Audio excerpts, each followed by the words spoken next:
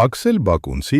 Ծիրանի փողը պատմվածք։ Ես թերթում եմ ուղեգրությունների իմ տետրը և էջերի արանքից հանկարծ զգում եմ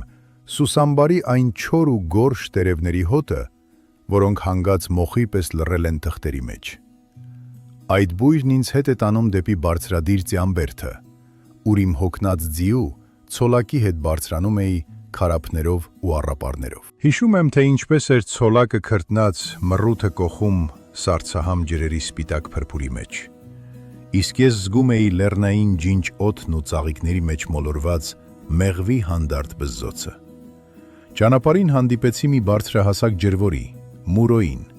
որն ուսից կախված հարդի տոպրակով չափում էր արուների ջրի հոսքը։ Նրա թոքերը չոր կաշվի պես ճռռում էին ծխախոտի ծխից, բայց նրա մեջ կար լեռնցու այն հին ու անսասան հպարտությունը, որը նույնիսկ օտար հողում գիտեր իր արտի ամեն մի կարմիր պուտը։ Երբ մտանք գյուղ, մեզ դիմավորեց մի սպիտակ եզ, որի հետևից մտանք մութ գոմն, ու ապա իմ վաղեմի ծանոթի տունը։ Այնտեղ էր փոքրիկ Ազնոն իր ոսկե ծամիկներով։ Մենք նստած էինք բարձր կտուրին, ու ես լսում էի նրա միամիտ պատասխանները։ Նա կարծում էր, թե Աստված կանաչ ճնճղուկ է, իսկ երկինքը զինջիլով կապված է եզան կոտոշին։ Նրա մեջ ես տեսնում էի լեռնային աշխարհի այն պարզությունն ու մաքրությունը, որը դեռ չէր ավարտվել քաղաքի փոշով։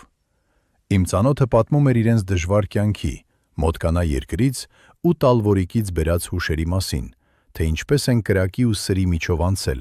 մինչև հասել են այս բարձր քարափներին ու այստեղ հաստատվել։ Հետո ես տեսա նրան Հազրոյին, Ձյամբերդի ամենալավ մարդուն։ Նա ուներ լայն ճակատ ու արծվաքիթ,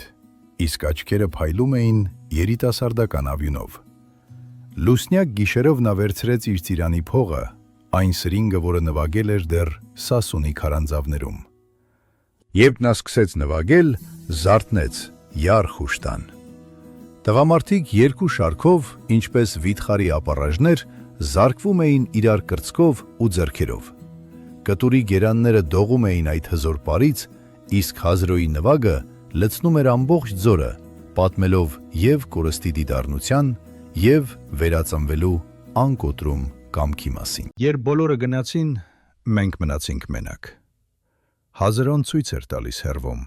Արարատյան դաշտի վրա երևացող կրակները, որտեղ թաղված էր իր կինը։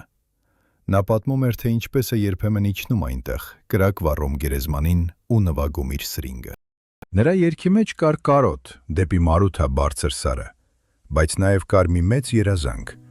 որ իր թոռնիկը, ում կտակելու էր ծիրանի փողը, ապրի խաղաղ ու ազատ երկրում, որտեղ չկա ոչ թուր, ոչ բռնություն։ Ես փակում եմ իմ տետրը, զգալով, որ Ձյամբերդն իմ հուշերում դարձել է մի անպարտելի ամրոց, որտեղ հաղթության երգերն են հնչում։ Տեսանյութը պատրաստեց Սարո Զարգարյանը, առարկա գրականություն, ուսուցիչ Աստղիկ Ալեքսանյան։ Շնորհակալություն։